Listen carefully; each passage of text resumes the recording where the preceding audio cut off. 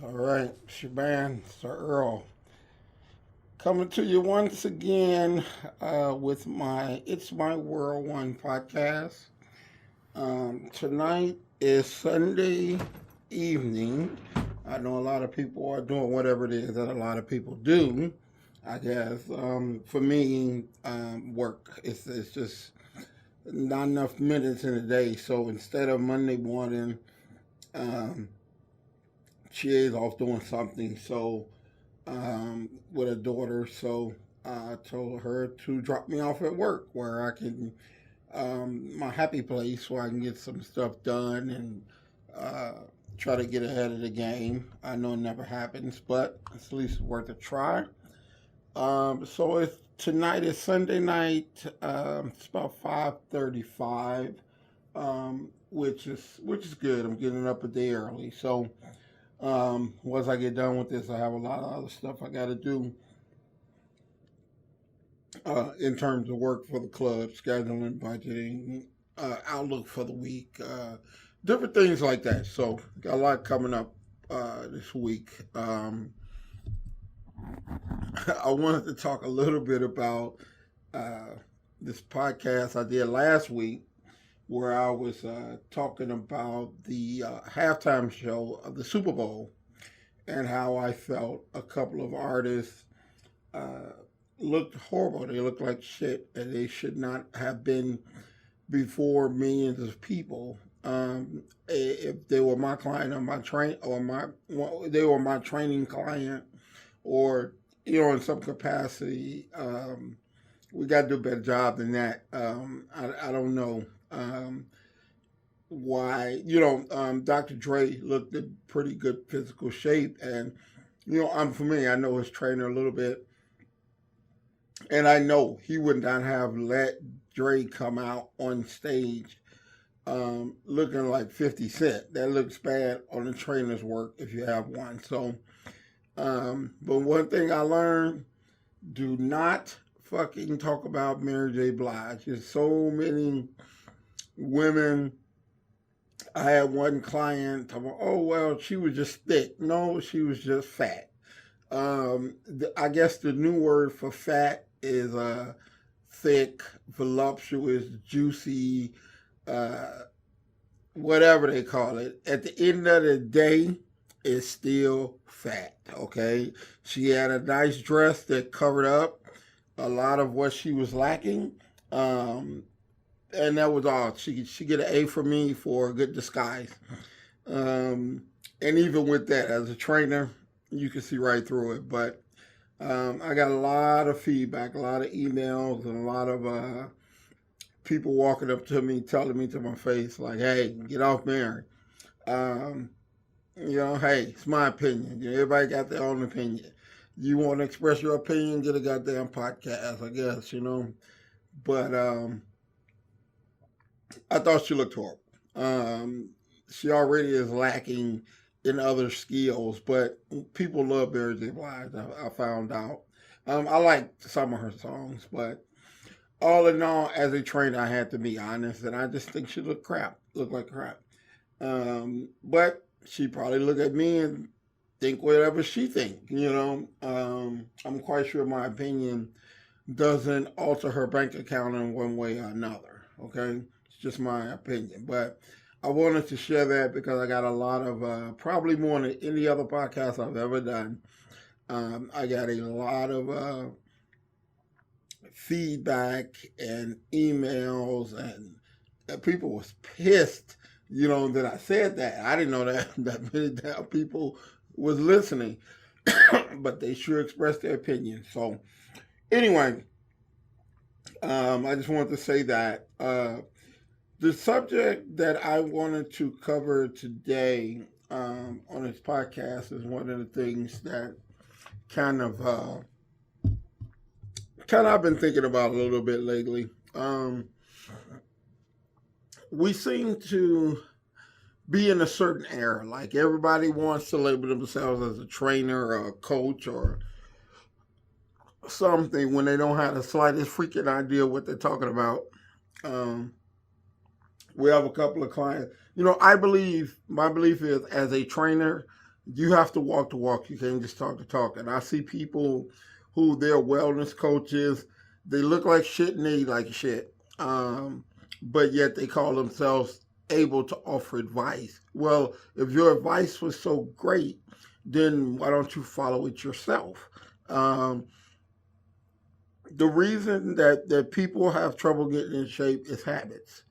They don't want to change the habits. They don't want to sacrifice. And as a good trainer, your job is to get them to change the habits and sacrifice and understand why they're doing it. Not just tell them a crock of bullshit about what they should be eating. Hell, they can go on the internet and find out what they should be eating. So I have a real problem with that, of people who really don't understand the position they're in as far as training. And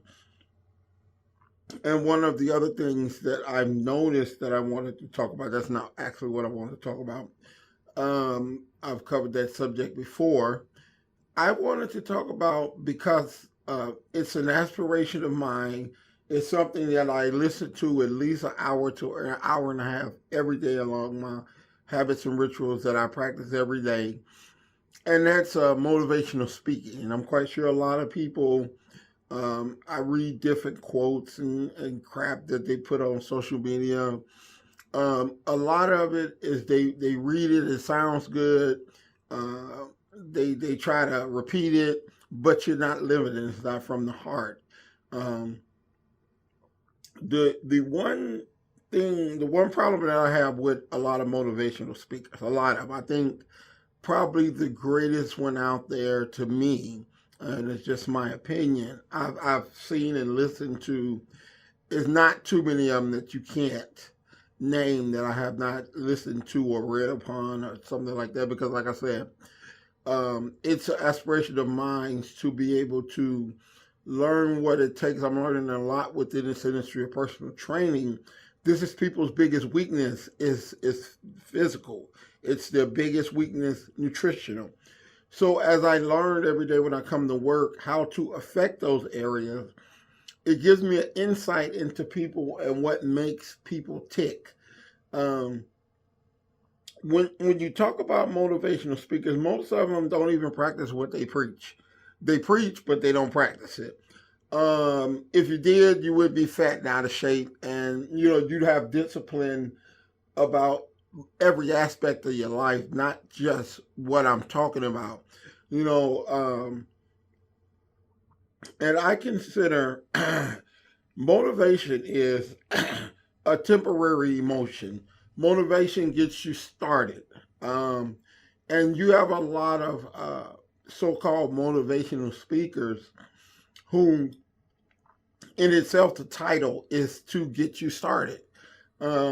Discipline is what keeps you going. Motivation gets you started. So a lot of motivational speakers, to me, they're nothing more than people that give rah-rah speeches, pump you up. Hey, we can do it, we can win, we can win. They're not giving you strategies on what it takes to be effective in your life for your problems. Most of them goes by the example of, I had a hard time. I was homeless. I was this. I was that. I made it so you could make it. Well, if I gave a speech, I was raised with a non-present father. I was raised in a rough neighborhood. I've seen a lot of things, but that's me. That's not you. So unless you are an individual that have to fight and overcome the exact same odds, it's not going to resonate with you. Like if someone tells me, hey, my mom and dad died at an early age, it don't resonate with me because my mom did not die at an early age. She ain't dead at all. So how can I become inspired or motivated by that? And you're telling me, well, if I overcame that hardship, you can overcome that hardship. I had a client ask me once before, am I going to teach my son the street survivals that I learned growing up in the city in Inglewood? I said, why? My son grew up in Homewood, okay? Ain't no fucking street survival. You barely ever see anybody. You begging to see a friend walking down the street so you can say hi. they, you know, a lot of times, um, the people are not going to go through the same situation, and that would be the only way, even possibly, that they can relate to what you're saying. Just to say, I had a hard time, running with gangs and going in and out of jail and growing up in Inglewood. Well, what if you're talking to someone that grew up in the Olympia Fields? They cannot relate to what you went through, but yet they still lack the things in their lives that need inspiring. So my thing is, um, as a coach or strategist or speaker, whatever you call it, is to provide the tools that the individual needs to incorporate in their daily routine to help change the habits that's causing their problems. Um, and these simple rules, it requires consistency, which is hard for people, but they're universal to everybody. It does not mean you had to grow up how I grew up. You had to go through what I go through. Um, if I say, like for instance, I get up in the morning and I have a routine. I show gratitude. I pray. I meditate. I listen to devotion music. I listen to an hour and a half of motivational audio. I write everything in my journal. So in case it's something that I'm forgetting that I'm not doing, I can get caught up on that. I read a certain amount of pages, about 15 to 20 pages of a book every day. Now, when you start to pass on these habits, these people become a lot more positive thinking in their mind, and that's what we need to overcome the negativity that happens in our life. We don't need this fucking rah-rah speech that, I was homeless and I made it and so can you. Well, I'm not homeless, but I've had my hard times, you know what I mean? So um, that's the problem that I have with motivational speakers is let's give people the tools that they need to strengthen their mind to deal with their problems, because their problems are unique to them, as unique as a fingerprint. They're not going to go through what I went through. They're not going to go back to 8 years old and move to Inglewood and gangbang. It's not going to happen. But yet, they still suffer from the problems that they suffer from today. And what I believe we should do as people that has a gift to influence, which I've developed over a 30-year career as a personal trainer, that's you meet some nutcases in this industry. And I've been able to help a lot of people. People think physical training is changing you physically. Training is changing you mentally, so therefore you can always uh, change yourself. You know what I mean? When you affect people mental, then when you change, we had a lady here that her whole family was suicidal. She never, ever, ever weighed herself. She hated herself. She didn't like how she looked. And just through working with her and changing her mindset, now on the days that she's not with us, she still work out. Her husband says she's a much better wife. Her daughter works out here, and they say she's a much better mother. So those are the things that changing people's mental mindset, as opposed to giving them a rah-rah speech will do for you if done the right way. So I remember a little while ago, this particular lady who I'm talking about, she was one of our clients of the month. Her and her husband went through a financial situation where they had to pay back something, do something. And one of the first thing he told her when they sat down to figure out how they're going to work through this, one thing that we're not going to do is stop your personal training. And it's not like we're cheap. That was such a compliment to the fact of what ratio 1 to 1 has done in her life, for her family, for her husband, for her whole generation, her whole bloodline. it's done so much that it goes beyond just she dropped a couple of pounds and she's okay. No, her whole life has changed, her whole way of thinking, her whole way of looking at her.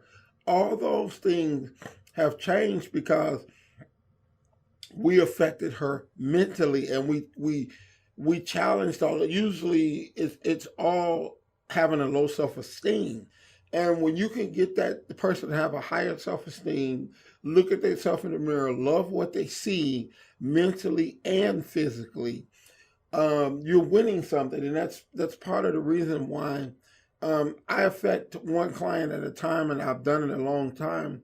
I believe I have the gifts to go do it on a larger scale. I always have wanted to. But like I said, I just think nowadays everybody is a motivational speaker. And I just think the shit that you're talking is bullshit. It's not an effective tool for helping people. What habits do they need to develop to help their own unique situation? That's what they need. Not a rah-rah speech, not a I did it so you could do it. Not that. They don't need that. Um, so until next week, it's your man, Sir Earl, checking out of here. Starting to try to get this thing up a lot earlier. Friday, Saturday, preferably. So that's what it is. So until next week, this is your man. I'm out of here. Peace.